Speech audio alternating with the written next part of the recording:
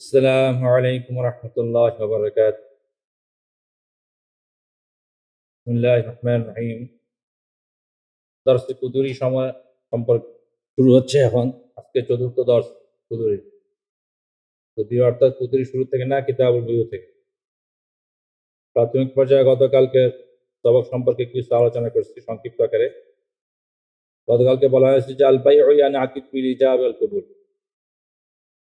বাইটি সংগঠিত হবে ইজাব এবং কবুলের দ্বারা। গতকালকে বলেছিলাম যে ইজাব ও কবুলের দৃষ্টিকোণ থেকে বাই তিন ধরনের। এক নম্বর, ক্রেতা বিক্রেতা কেউই ইজাবও করে নাই, কবুলও করে নাই, এটা কোনো বাইই না। এই জন্য মুস্তানিফ রাহিমাহুল্লাহ তাআলা এ সম্পর্কে কোনো আলোচনা করেন।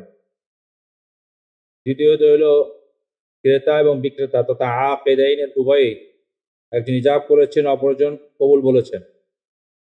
একজন ইজাব করেছেন, অপরজন কবুল বলেছেন।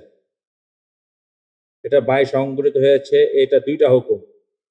এক নম্বর হল আল বাইউ ইয়ানি আকিদু, এই দুইটা মুস্তানিফ রাহিমাহুল্লাহ তাআলা বলেছেন যে ইজাব ও কবুল দ্বারা উভয়টা যদি পাওয়া যায়, এক নম্বর হলো বাই সংগঠিত হয়েছে, দুই নম্বর হুকুম হলো লাজিম আল বাইউ, বাইটি অত্যাবশ্যকীয় হয়েছে। আর একটা হলো ইজাব করা হয়েছে কিন্তু কবুল করা হয়নি। ইজাব করা হয়েছে, এখনো কবুলকারী কবুল, অপরজন কবুল বলেনি। এক্ষেত্রে দুইটা হুকুম। হয়তো যিনি কবুল বলেননি তিনি তার মজলিস পর্যন্ত তার খেয়াল থাকবে কবুল গ্রহণ করা বা না করা। আর যদি ইজাবকারী সে যদি কবুল বলার পূর্বে তার প্রস্তাবকে ফিরিয়ে নেয়, সে ফিরিয়ে নেওয়ার অধিকারও থাকবে। আর দ্বিতীয় হুকুম হলো মজলিস থেকে উঠে গেলে, কবুল বলার পূর্বে মসজিদ থেকে যে কোনো একজন যদি উঠে যায়, তাহলে ওই ইজাবটা বাতিল হিসেবে গণ্য হবে। ইজাবটা বাতিল হিসেবে গণ্য হবে। এই ছিল গতকালকের পড়া। আজকে নতুন করে যেটা পড়া হলো সেটা হলো ফাইদা হাসাল আল ইজাব ওয়াল কবুল। ফাইদা হাসাল আল ইজাব ওয়াল কবুল লাজিম আল বাইউ, যদি যখন নাকি ইজাব এবং কবুল উভয়টি পাওয়া যাবে, উভয়টি অর্জিত হবে, তখন বাই সম্পন্ন হয়ে যাবে, লাজিম হয়ে যাবে। ওয়ালা খিয়ার আল লিওয়াহিদ মিনহুমা ইল্লা মিন আইবিন ও আদমি রুয়াতি। এক্ষেত্রে দুইজনের একজন মুশতারির জন্য দুইজনের একজনের কোনো খেয়ার থাকবে না। ওয়ালা খিয়ার আল লিওয়াহিদ মিনহুমা, দুইজনের বাই হোক যে মুশতারি হোক, কারোর জন্য কি থাকবে না, খেয়ার থাকবে না। হ্যাঁ, ইল্লা মিন আইবিন, যদি পণ্য সামগ্রীর মধ্যে কোনো দোষ ত্রুটি পরিলক্ষিত হয়, অর্থাৎ পণ্যের মধ্যে যদি কোনো দোষ পাওয়া যায়, যে দোষটা ক্রয়ের আগে ছিল কিন্তু মুশতারি দেখে নাই দোষটা, ক্রয়ের পরে চুক্তির পরে তার চোখে ধরা পড়ছে দোষটা, সেক্ষেত্রে তার জন্য খেয়ার থাকবে। এটা কবুল করবি কি করবে না, পুনরায় বাইটা গ্রহণ করা বা না করা, মাবিটা গ্রহণ না করা, করা বা না করার খেয়ার ইখতিয়ার শরীয়ত মুশতারিকে দিয়েছে। খেয়ার, এটাকে বলে খেয়ার আইব। আও আদম রুয়াতিন, আর অথবা চুক্তি করা হয়েছে, ইজাবও পাওয়া গিয়েছে, কবুলও পাওয়া গিয়েছে, কিন্তু দেখে নাই, না দেখে ক্রয় করেছিল, এক্ষেত্রে মুশতারির জন্য খেয়ার রুয়াত, যেটাকে বলে আরবি ভাষায় শরীয়ত পরিভাষায় খেয়ার রুয়াত বলা হয়, খেয়ার রুয়াত বাকি থাকবে।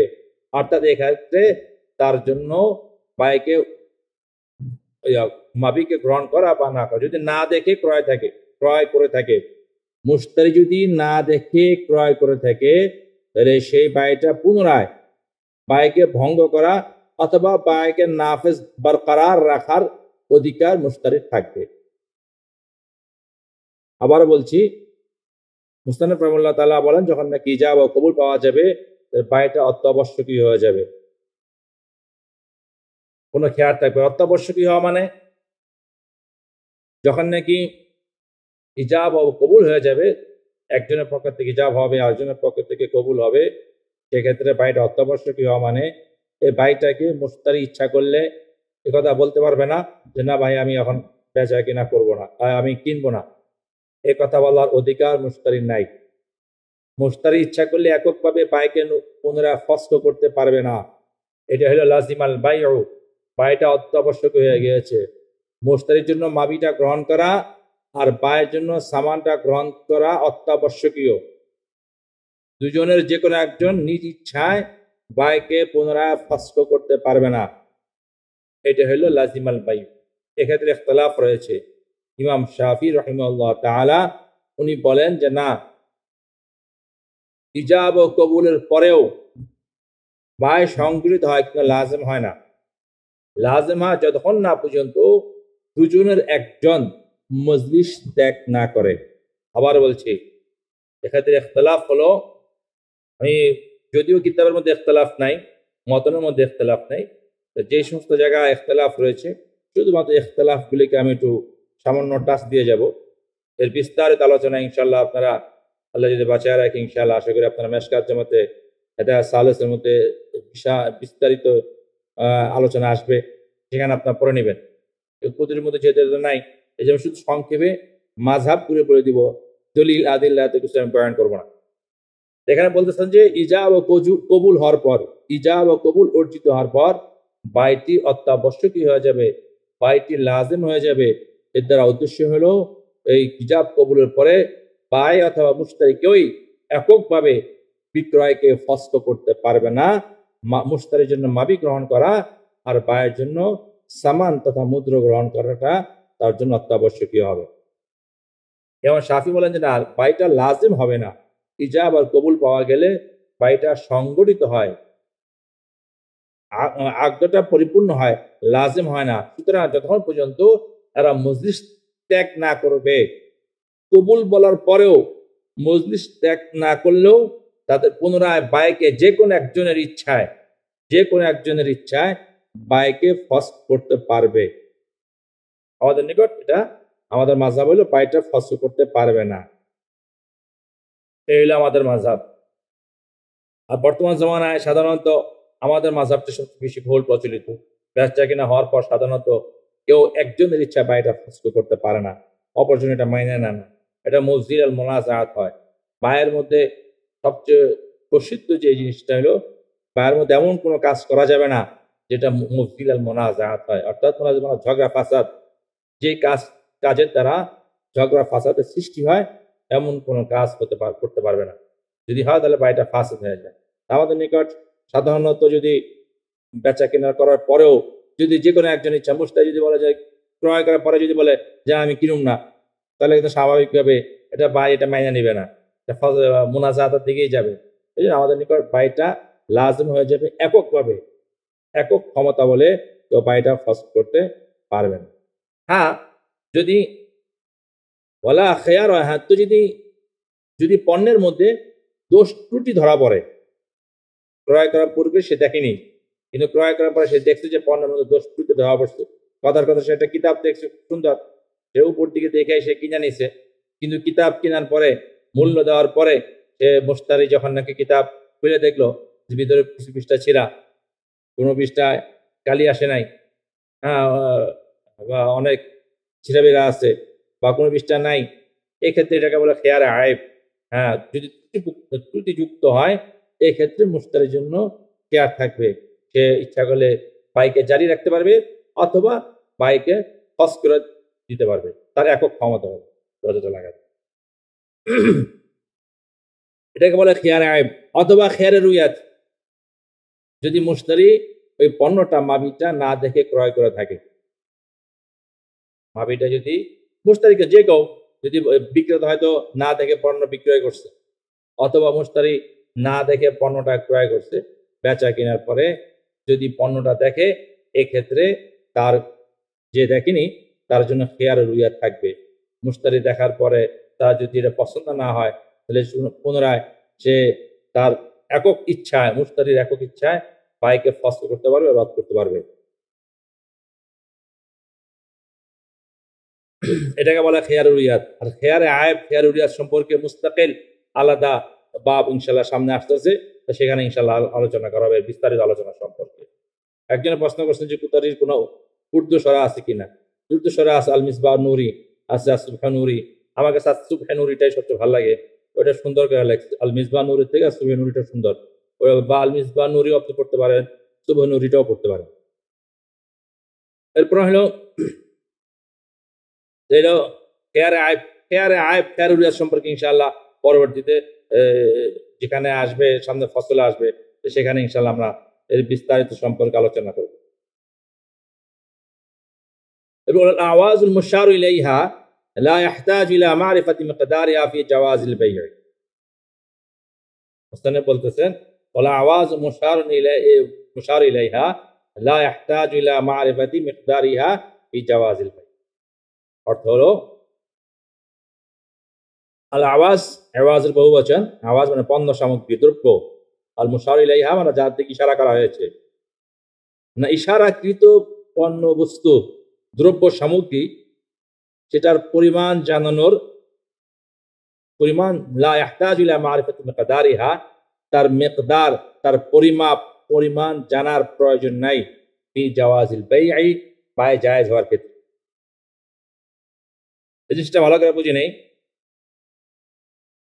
মানুষ যে পণ্য সামগ্রী ক্রয় করে, একটা হলেও তার পরিমাপ বলে দেওয়া হয় যে এত কেজি, আবার অনেক সময় ওয়াস্প বলে দেওয়া হয়।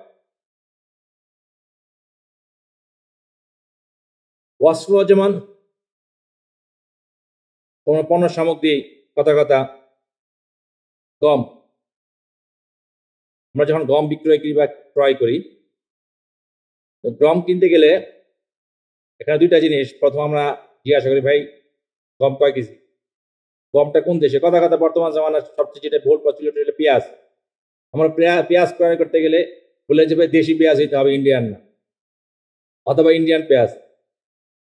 কারণ সাধারণত দেশি পেঁয়াজের মূল্য একরকম, ইন্ডিয়ান পেঁয়াজের মূল্য একরকম থাকে, বা পাকিস্তানি পেঁয়াজের মূল্য, ইরানি পেঁয়াজ, তুরস্কের পেঁয়াজ।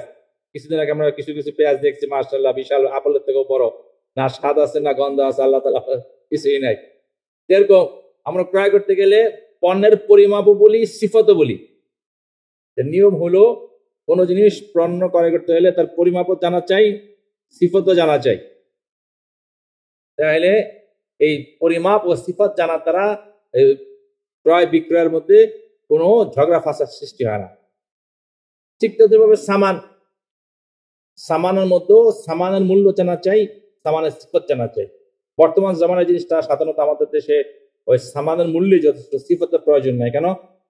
এটা ওই জায়গায় দরকার যেখানে নাকি একই দেশে বিভিন্ন ধরনের পণ্য মুদ্রা ব্যবহৃত হয়। যেমন আগের জামানা ছিল, মুদ্রাটা স্বর্ণ ছিল, দিরহাম ছিল, দিনার ছিল। ওই দিনারের মধ্যে দুই ধরনের, একটা ভালো একটা খারাপ। ঠিক তদ্রুপভাবে দিরহামটা দুই ধরনের, একটা ভালো একটা খারাপ। কিন্তু বর্তমান জমানা আমাদের দেশে সামান হলো টাকা সাধারণত। এক্ষেত্রে ওই পরিমাপটা বললেই হবে যে 10 টাকা, 20 টাকা, 30 টাকা। সামানের মধ্যে মেকদারটাই যথেষ্ট। মানে বর্তমান জমানার কথা বলতেছি, যে টাকা দ্বারা একই কোনো, সাধারণত বর্তমান জমানার প্রত্যেকটা দেশে তার নিজস্ব মুদ্রা আছে, ওই মুদ্রাটাই চলে বেশি, ওই মুদ্রাটাই সাধারণত চলে। তা আমাদের দেশে যদি কোনো বাজারে একটু ক্রয় বিক্রয় করতে যায়, তাহলে সামানের পরিমাপটা বললেই যথেষ্ট হবে, ওয়াসফ দরকার নেই। এখানে সামান ও মাবি, বেচা কেনার ক্ষেত্রে মাবি ও সামান উভয়টার পরিমাপ জানা ও ওয়াসফ জানা উভয়টাই জরুরি। কেননা এই দুইটার যদি জানা না থাকে, মাবির পরিমাপ এবং ওয়াসফ অর্থাৎ মেকদার ওয়াসফ, সামানের মেকদার ওয়াসফ যদি জানা না থাকে, তাহলে এই বাইটা মুফজিল আল মুনাজাত হয়, ঝগড়া ফাসাদের সৃষ্টি হয়। বাই চাবে মাবি কম দিতে, মুশতারি চাবে মাবি বেশি নিতে, যদি পরিমাপ জানা না থাকে। ঠিক তদ্রুপভাবে পরিমাপ জানা আছে কিন্তু ওয়াসফ জানা নাই, বাই চাবে যে খারাপটা দিতে, মুশতারি চাবে ভালোটা নিতে, এটা ঝগড়া ফাসাদের সৃষ্টি হবে। এমনিভাবে সামানের পরিমাপ যদি জানা না থাকে, তাহলে বাই চাবে যে বেশি নিতে আর মুশতারি চাবে কম দিতে। ওয়াসফ জানা না থাকলে একই অবস্থা, বায় চাবে ভালোটা নিতে, মুশতারি চাবে খারাপটা দিতে। তো বেচা কেনার ক্ষেত্রে মূল নীতি হলো এমন কোনো কাজ করা যাবে না যেটা মুফজি আল মুনাজাত হয়। যে কাজের মাধ্যমে মুফজি আল মুনাজাত অর্থাৎ আকীদাইনের মাঝে ঝগড়া ফাসাদ সৃষ্টি হবে, সেই সমস্ত কাজ পাওয়া গেলে বাই ফাসিদ বলে গণ্য হবে, বাই সংগঠিত হবে না। এই জন্য যদি মাবির পরিমাপ ও ওয়াসফ, সামানের পরিমাপ ও ওয়াসফ উভয়টা স্পষ্ট থাকা চাই। যদি উভয়টা স্পষ্ট থাকে তাহলে বেচা কেনা সহি হবে। যদি কোনো কোথাও যদি স্বর্ণের মাধ্যমে যদি বেচা কেনা, স্বর্ণটা যদি সামান হয়, কথার কথা আমাদের দেশের স্বর্ণ দ্বারা আপনি কিছু কিনবেন, তাহলে সেক্ষেত্রে স্বর্ণের পরিমাপও বলতে হবে। এটা তো স্বর্ণের পরিমাপ 1 ভরি 2 ভরি আনা রতি ইত্যাদি, এটা পরিমাপ। ওয়াসফ হলে স্বর্ণের মধ্যে ওয়াসফ আছে 22 ক্যারেট, 21 ক্যারেট, 18 ক্যারেট। এর পূর্বে সনাতনী 4 ধরনের স্বর্ণের একটা পরিমাপ ওয়াসফ আছে, যে 22 ক্যারেটের এত ভরি টাকা আমি, এত ভরি দ্বারা আমি ক্রয় করলাম।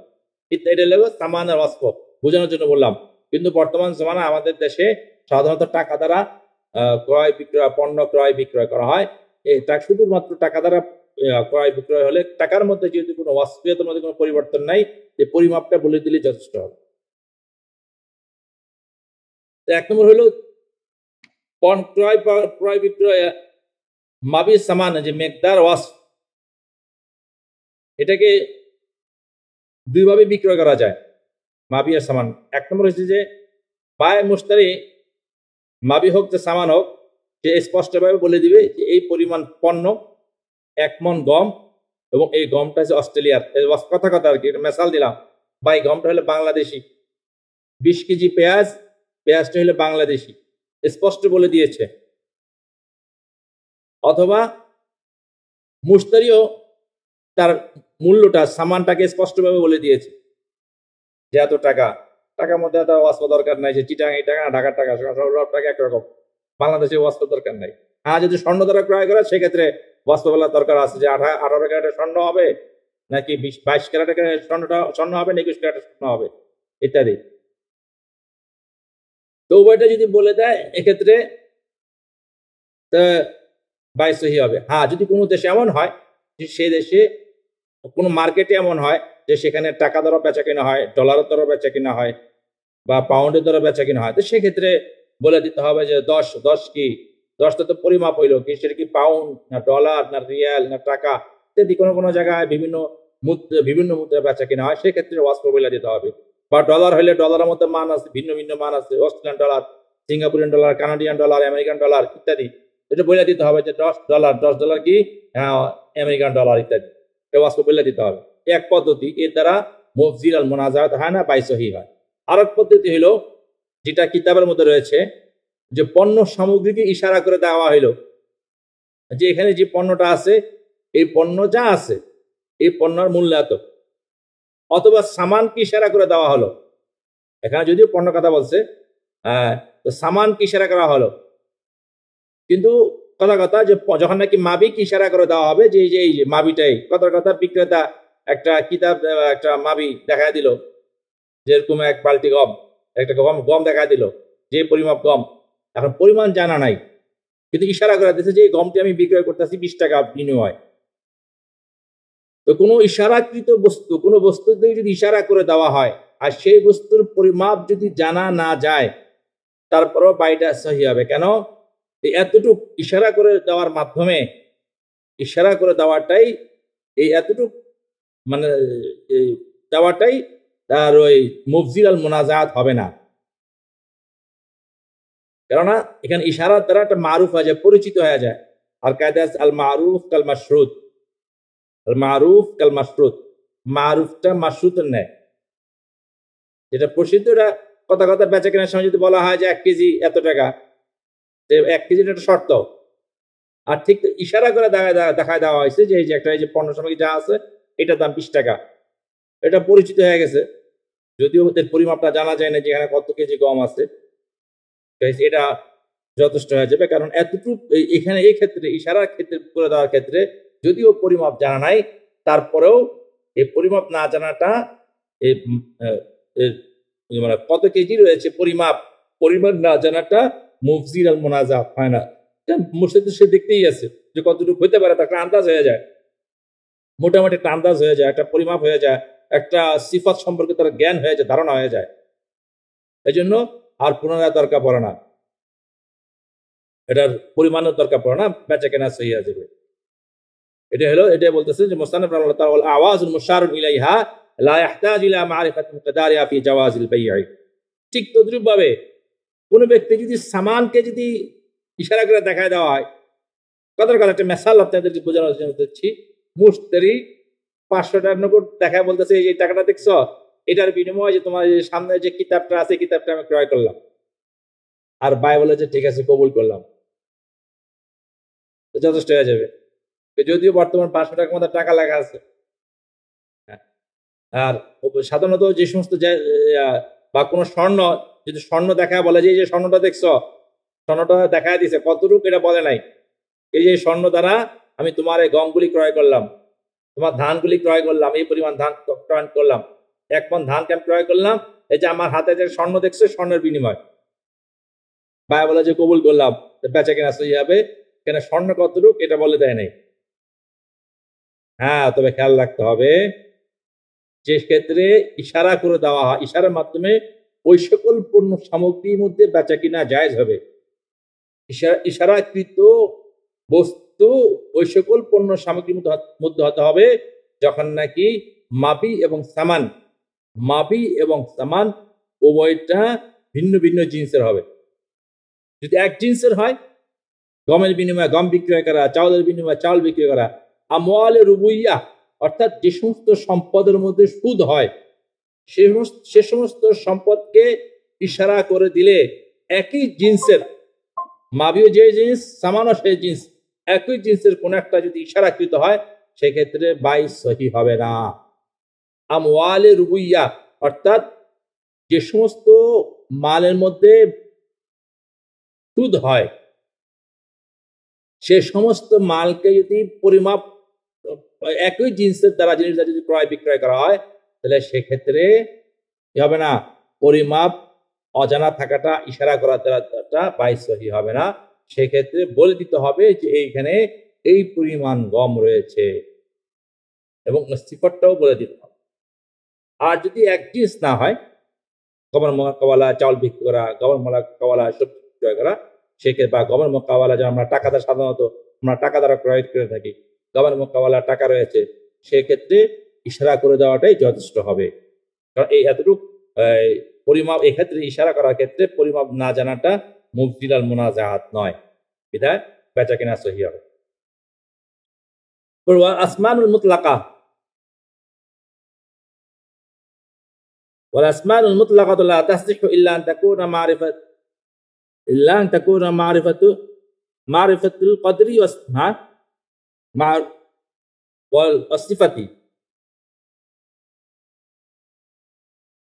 والأسماء المطلقة لا تصح إلا أن تكون معروفة القدر والصفة.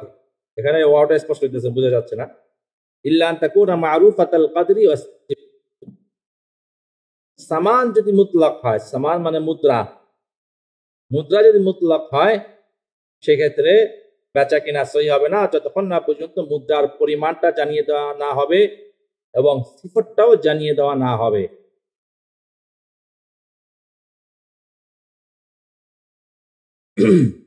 এটা জানার পূর্বে একটা জিনিস জেনে রাখি, সেটা হলো সামান সম্পর্কে কিছু আলোচনা, সামান সম্পর্কে আলোচনা করা চাই।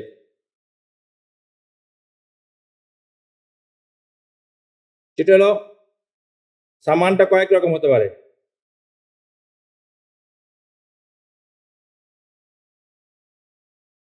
সামান, আসমান মুতলাকা, সামান যদি মুতলাক হয়, উল্লেখ করা হয়নি, সামানটা বলা হয়েছে যে এই কয়টা টাকা, মানে সামান্য পরিমাণও বলা নাই, এটা আর সিফাত বলে নাই, তাহলে বেচা কিনা সহি হবে না। হ্যাঁ, যদি পরিমাণ বললে যে হ্যাঁ $10 এবং সেই ডলারটা আমেরিকান, এখানে জিনিস খেয়াল লাগে, এটা ওই সকল ক্ষেত্রেই, ওই সকল দেশেই এটা হয়ে থাকে যেখানে নাকি এই